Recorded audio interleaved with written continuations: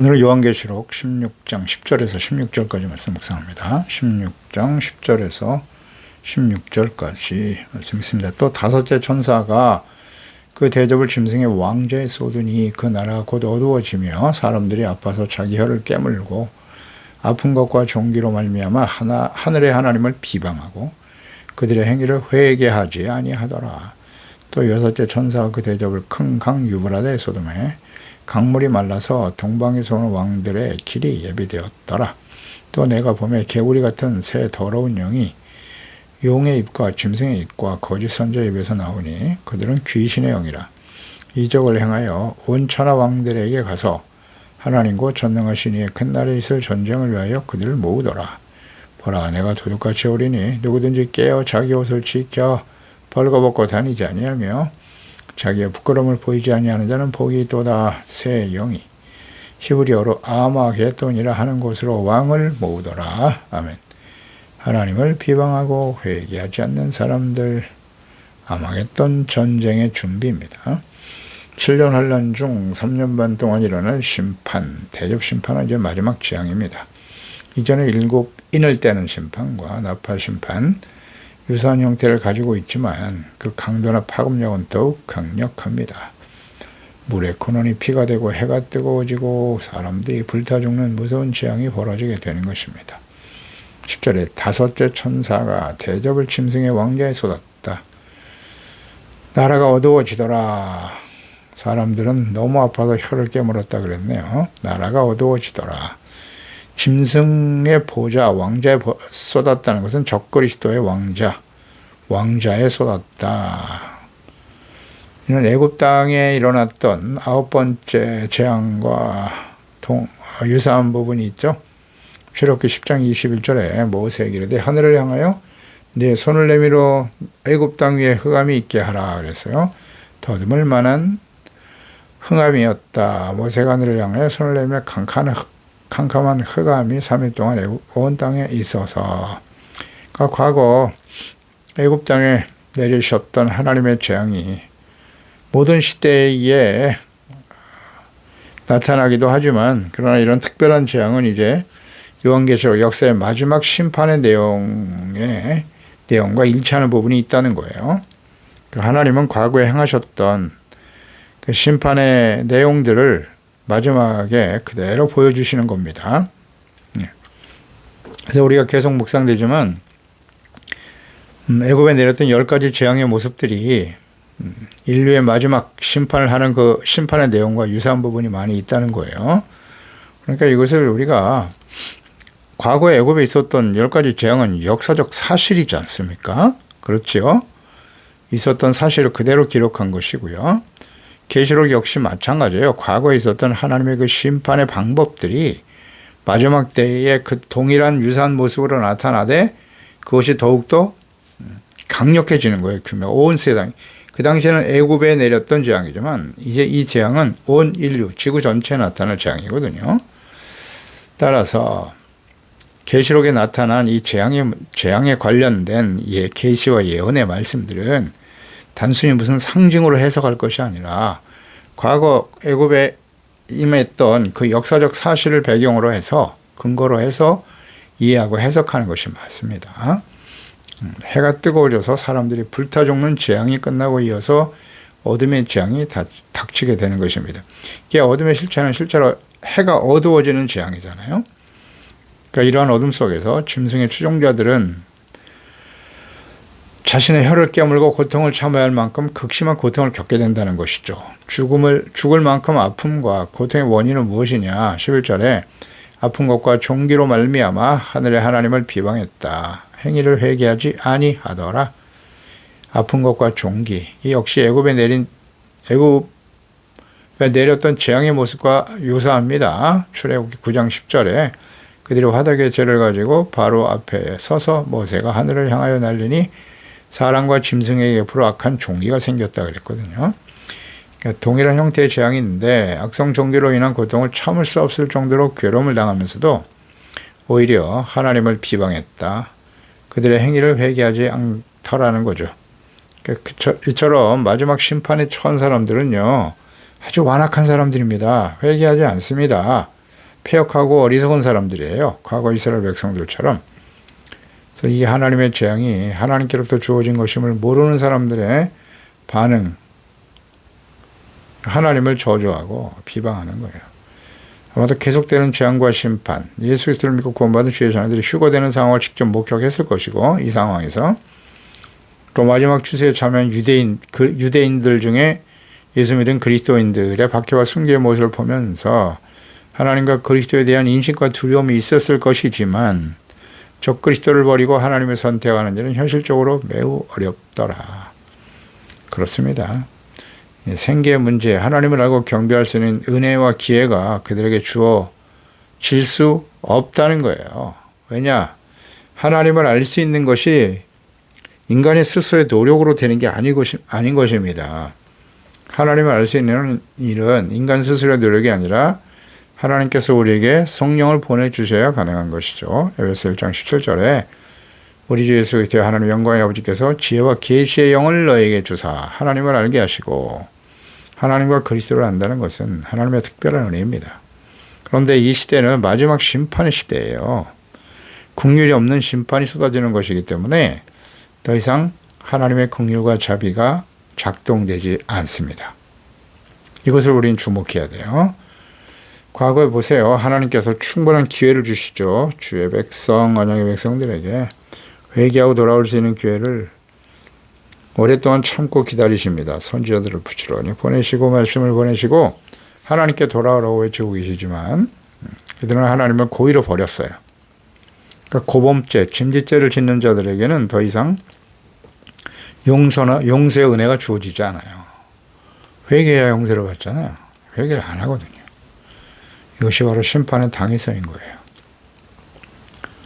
그러니까 오늘날도 하나님의 자녀들에게 임하시는 징계에 대한 태도, 과거 패역하고 하나님을 반역하는 이스라엘 백성들과 같이 하나님과 말씀을 버리고 힘있는 나라들, 그들이 섬기는 우상을 선택함으로써 결국 하나님의 공의 심판으로 멸망의 길을 갔던 것을, 그런 이스라엘 백성들의 교훈을 우리는 반드시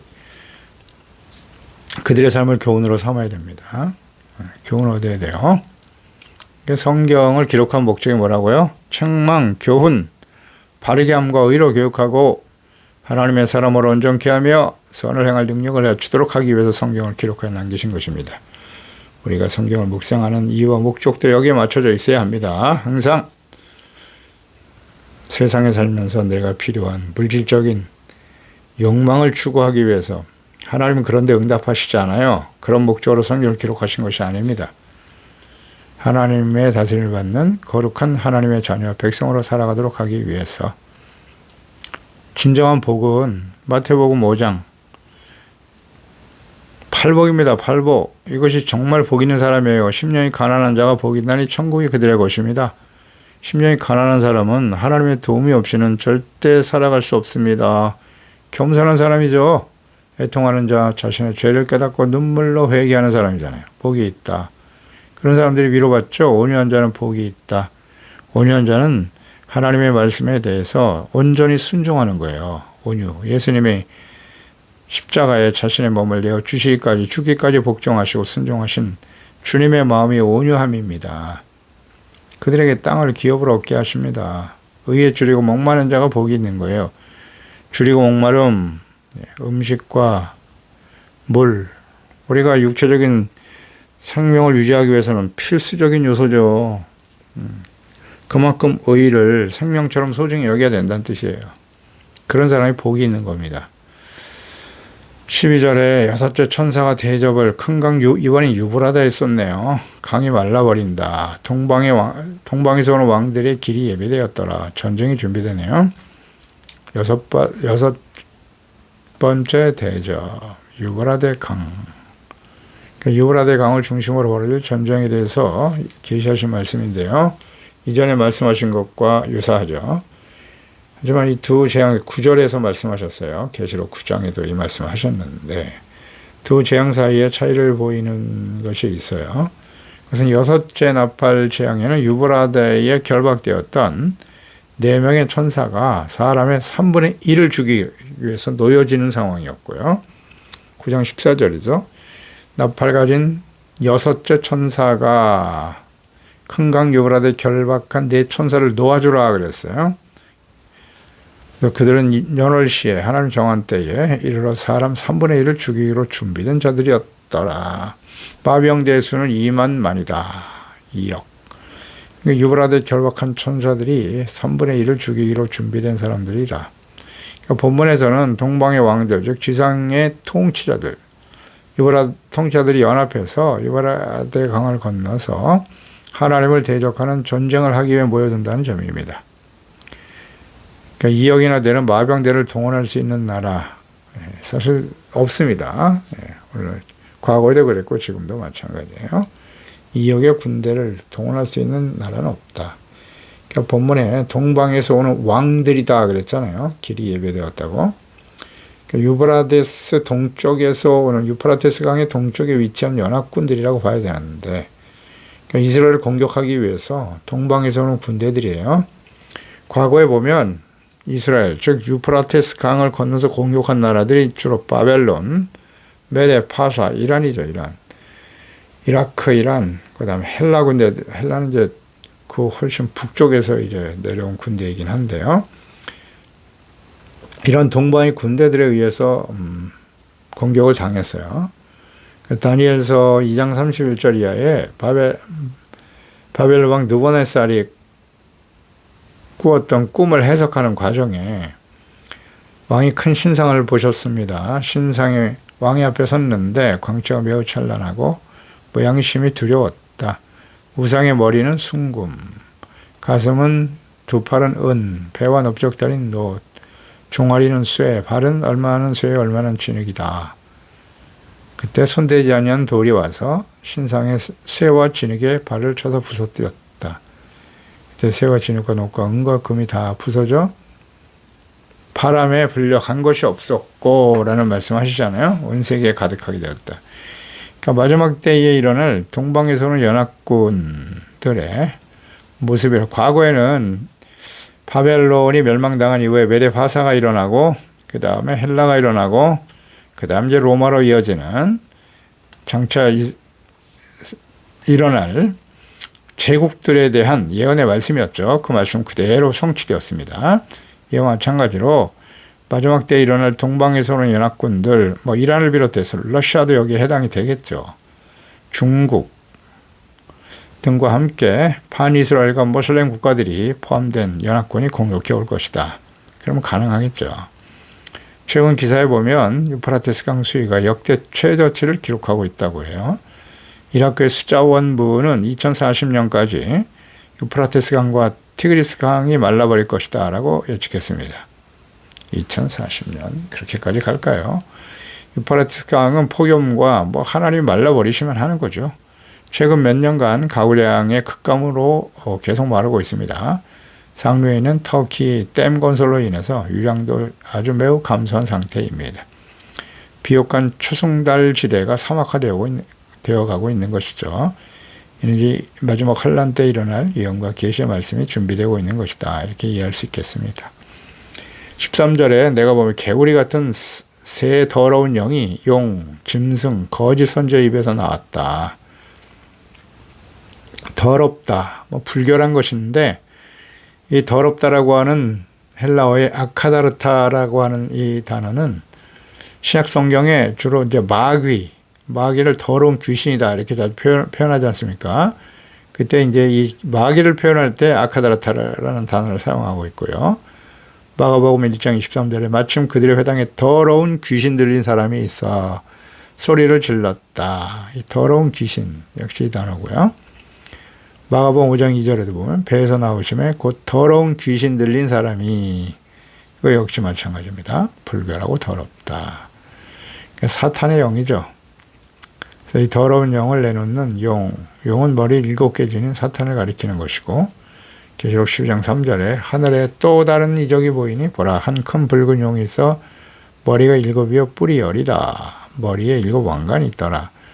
짐승, 이것은 이제 계시록 13장 1절 이하에 나오죠. 바다에서 올라온 짐승을 나타내는 것이고 이 거짓 선지자는 계시록 13장 11절 이하 17절까지 언급된 땅에서 나온 짐승이죠. 개구리는 하나님께서 부정한 동물로 분류하셨어요. 그래서 모세를 통해 애굽에 내린 재앙 중 하나이고 개구리 재앙. 구약성의 다른 곳에서도 재앙을 가져오는 동물로 묘사되고 있어요. 그래서 용과 짐승 그리고 거짓 선지자의 입으로 토해놓은 개구리 같은 세 개의 더러운 영이 귀신의 영이에요. 이것은 14절은 귀신의 영이다 이렇게 기록되어 있죠. 그러니까 이 세상 중에 존재하는 모든 악의 연합체라고 볼 수 있겠어요. 사탄의 역사들. 사탄의 종이 되어 연합을 이루어 대적하여 일어나는 세력들이라고 보겠습니다. 그러니까 이들은 용과 짐승 그리고 거짓 선지자들이 행하는 것과 마찬가지로 거짓말로 사람들을 속이는 거예요. 미혹하는 일을 하는 존재들이다. 귀신의 영은 땅의 왕들을 현혹시키기 위해서 거짓 예언자들처럼 이적을 행할 뿐만 아니라 온갖 거짓과 거짓말로 유혹하는 말로 하나님을 대적하는 세력들을 결합시키려고 한다는 거예요. 연합해서 대적하게 만들더라. 마지막 전쟁을 준비하게 하시는 거죠. 14절에 그들은 귀신의 영이다. 이적을 행한다고 그랬어요. 온천의 왕들에 가서 하나님과 전능하신 이의 큰 날에 있을 전쟁을 위하여 모았다. 그들을. 용, 짐승, 거짓 선지자들에 비해서 나오는 귀신들의 영. 전쟁에 참여하도록 독려하는 겁니다. 기사와 이적을 보이면서. 두려워서 순종할 수밖에 없겠죠. 예수님께서 마지막 때의 징조로 언급하신 이 거짓 선지자들. 심판 이전에도 극성을 부릴 것이지만 심판이 진행되는 7년 환란 중에도 자신들의 마지막을 알고 있죠. 무적행에 갇히고 불과 유형에 던져질 날이 임박했음을 알고 온 세상 나라와 권력자들과 사람들을 미혹할 것입니다. 데살로니가후서 2장 8절 이하에 불법한 자가 나타날 것인데 주 예수께서 그 입에 기운으로 그들을 죽이시고 강림하여 나타나심으로 패하시리라 그랬습니다. 그러니까 악한 자의 나타남은 사탄의 활동을 따라 모든 능력과 표적과 거짓 기적과 불의의 모든 속임으로 멸망하는 자들에게 있으리니 그는 그들이 진리의 사랑을 받지 아니하며 구원함을 받지 못함이라. 사탄의 활동 보세요. 악한 자의 나타남은 사탄의 활동을 따라 능력, 표적, 거짓, 기적, 불의의 모든 속임으로 다 속이는 거예요. 멸망으로 이끌어갈 것이다. 예언되어 있죠. 전능하신 이의 큰 날, 전능하신 이의 큰 날에. 이것은 이제 이런 동도한 표현들이 구약 선지자에는 여호와의 날로 많이 나오죠. 신약 성경에는 주 예수 그리스도의 날, 주의 날, 고린도전서 1장 8절에 주께서 너희를 우리 주 예수 그리스도의 날에 책망할 것이 없는 자로 끝까지 경고하게 하시리라. 예수 그리스도의 날, 예수님 재림하신 날이에요.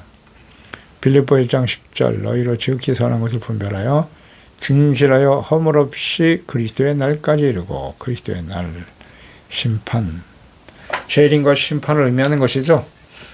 주의 날, 살전 5장 2절에 주의 날이 밤에 도둑같이 이를 줄을 너희 자신이 자세히 알기 때문이다. 예수님이 재림하시는 날, 심판하시는 날, 종말론적인 마지막 날이죠.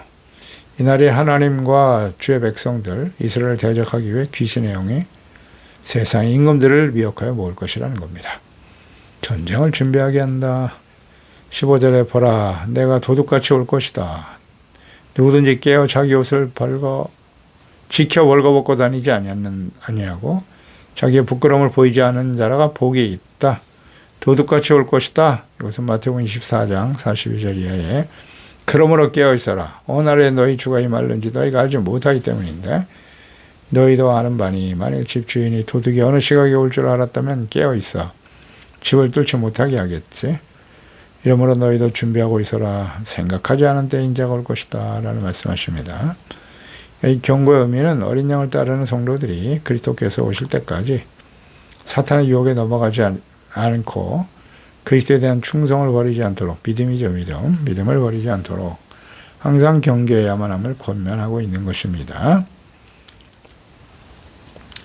너희 자신이 주의 날이 밤에 도둑같이 온다.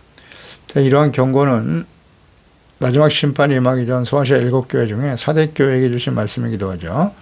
계시록 3장 2절이야. 너는 일깨어 나무밭 죽게 된 것을 굳건하게 하라. 내 하나님 앞에 내 행위의 온전한 것을 찾지 못하였노니 그러므로 네가 어떻게 받았으면 어떻게 들었는지 생각하고 지켜 회개하라. 만일 일깨지 아니하면 내가 도둑같이 이르게 될 거야. 어느 때에 네가 이르는지 내가 알지 못하리라. 그러나 사대에 그 옷을 더럽히지 아니한 자 몇 명이 내게 있어 흰옷을 입고 나와 함께 다니리니 그들은 합당한 자인 연고다. 이런 말씀하셨네요. 근신하고 깨어 있어야 된다. 하나님 앞에 행위의 온전한 것을 찾지 못할 정도로 사대 교회는 부패하고 타락한 교회인데요.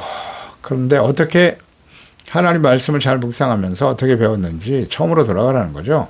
지켜 회개하라. 만약 회개하지 아니하면 도둑같이 임한다. 회개하고 준비된 사람들에게는 도둑같이 임하지 않을 것이다.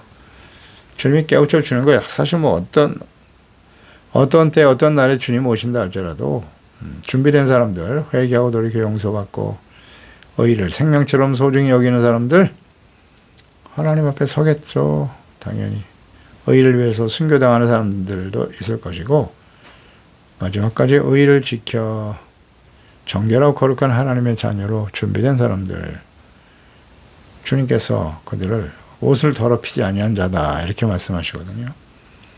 옷을 더럽히지 않았다. 옷은 어떤 신분, 정체성이잖아요.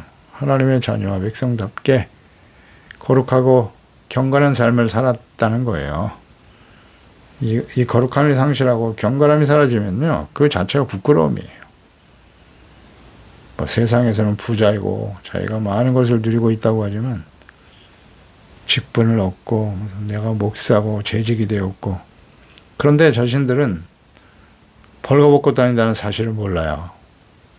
그것이 자랑이고 세상에서 부와 권력과 명예를 얻으면 그것이 하나님의 축복이라고 생각하는데 대단한 믿음, 자신의 믿음에 대한 하나님의 응답과 축복이라고 여기거지만 실상 그게 아니라는 거죠. 부끄러운 일이다. 세상에서 부와 권력과 영광을 얻었지만 온갖 불의와 악을 행하며 살았더라. 그게 부끄러움인 거예요. 하나님의 자녀들에게는. 불의하고 악을 행하는 것이 부끄러움입니다. 뭐 어렵지 않죠. 이 경고는 우상숭배의 위험에 대해서 경고하고 있고요. 그리스도에 대한 믿음, 주님의 말씀을 지켜 순종하는 거룩하고 진실된 삶, 또 그리스도의 재림에 대해서 언제나 준비하고 있어야 함을 강조하는 거예요. 누구든지 깨어 자기 옷을 지켜 벌거벗지 아니하고 벌거벗고 다니지 않는 사람, 이런 사람이 복이라고요. 다시 오실 그리스도 혹은 내가 개인적으로 인생을 마감하고 주님 앞에 서게 될 텐데 주님 앞에 설 때 의의 멸류관을 받아 가져야죠. 선을 행한 자는 생명의 부활로 악을 행하는 자는 심판의 부활로 나오게 된다고 하시잖아요. 다 부활합니다. 하나님 앞에서. 죽으면 끝이 아니에요. 선을 행하며 살았는가? 공의를 행하는 게 선이에요. 하나님의 말씀을 지켜 순종하는. 그리고 하나님이 우리를 불쌍히 여기신 같이 서로 이웃을 불쌍히 여기고 긍휼히 여기는 것이 선이에요. 이웃 사랑의 구체적 실천, 그리고 겸손이 하나님과 함께 동행하는 거예요.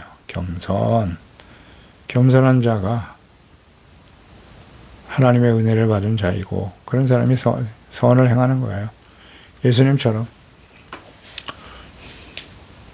반드시 이런 사람들은 빛의 자녀로 성령의 열매를 맺으며 살아가겠죠. 하나님의 아들답게 사는 거예요. 뭐라 그리스도의 영으로 인도함을 받는 자들이 하나님의 아들이잖아요. 그럼 당연히 성령의 열매가 나타나겠죠. 이런 사람들이 반드시 복을 받게 돼요. 아멘.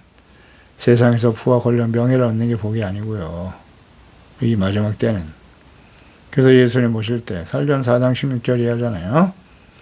하나님의 나팔 소리로 친히 하늘로부터 강림하실 그날에 구름 속으로 끌어올려 공중에 주를 영접하게 될 사람들, 항상 주와 함께 천국에 살게 될 사람들이 누구예요? 깨어있는 사람들이죠. 기름 준비하고 불을 밝히고 기름이 떨어지면 불이 꺼진다. 등불이 존재 자체가 의미가 없잖아요. 기름이 없으면. 불빛이 사라지면 빛된 삶을 살아야 된다는 뜻이죠. 빛의 자녀로 깨어있는 자들이 복 있는 사람이다. 예, 그래서 불 꺼진 등불 가지고 있는 사람은 잔치에 참여하지 못했습니다. 아무리 문을 두들겨도 열리지 않아요. 기름이 왜 필요하다고요? 빛된 삶을 위해서. 그래서 말씀과 성령으로 충만해야 된다는 뜻이에요. 경건하고 거룩한 삶을 지켜가야 하고 빛된 삶, 착함, 의로움, 진실함의 모습을 보여야죠. 그런 사람들이 주님을 맞이하게 되는 겁니다. 그래서 16절에 새 영이 히브리어로 아마겟돈이라는 곳으로 왕들을 모았다. 이스라엘과 하나님을 대적하여 일어난 동방의 왕들, 사탄의 세력들이죠. 이곳에 모여 전쟁을 치르더라. 장소와 이름이 아마겟돈. 특정한 장소라고 여기면서 이것이 무기또일 것이다 라고 주장을 하고 있는데요. 그 위치는 정확하지는 않지만 마지막 전쟁이 이루어질 장소임은 분명합니다. 그래서 이것은 구체적인 역사적으로 일어날 일이에요. 일어날 계시의 말씀, 예언의 말씀이기 때문에 그때 전쟁으로 인해서 대부분이 엄청난 죽음에 이르게 될 것이에요. 예. 모든 이런 준비는 다 돼 있죠. 엄청난 핵무기를 통해서 서방 세력과 러시아를 중심으로 뭐 중국도 가지고 있잖아요. 또 모슬람 세력들 이란이 갖게 될 것이고 아프가니스탄이라든지 다 파키스탄 같은데 여기 다 이 모슬람 세력들이 모이면요 엄청난 핵무기 싸움이다. 이스라엘 역시 핵무기 가지고 있고 전쟁이 일어난다고 생각해 보세요. 다 멸망당하게 될 것이다. 이루어지겠죠. 기도하겠습니다. 하나님 아버지, 앞으로 장차 이 마지막 환란 중에 특히 이제 대접 심판은 인류의 마지막 재앙입니다. 이것이 어떤 모습으로 나타날 것인가? 예, 적그리스도를 따르는 자들과 동방의 왕들이라고 했네요. 이것은 이스라엘을 대적하고 하나님과 그리스도를 대적하는 세력들이겠죠. 이들이 연합해서 전쟁을 치르게 될 것이다. 그러면 이제 멸망이 찾아오겠죠. 온 세상이 다 불바다가 되어버리고 말 것입니다. 네, 이런 일들이 앞으로 준비되어 있습니다. 폐역하고 교만하고 완악한 자들, 이런 심판이 쏟아지면서도 하나님의 이름을 여전히 비방하고 회개하지 않고 악을 행하는 사람들, 그것이 바로 이 7년 환란 동안 일어날 하나님의 심판의 당위성인 거예요. 이 땅에 남은 자들은 이와 같이 하나님의 무서운 심판 가운데 떨어지게 될 것입니다. 그런 거로 우리가 거룩한 삶, 경건한 삶을 지켜감으로써 성령님의 인도하심을 따라 하나님의 아들들로서 성령의 열매, 빛의 열매를 맺으면서 하나님께 영광을 돌리며 근신하게 깨어 준비하여 주님 오시는 날 영광스러운 모습으로 주님 맞이하여 영원한 하나님의 나라에 속한 자들이 다 되도록 이 말씀을 듣는 하나님의 자녀들이여 근신하고 깨어 준비되기를 간절히 기도합니다. 주의 성령께서 역사하시고 깨우쳐 주옵소서. 예수 그리스도의 이름으로 기도합니다.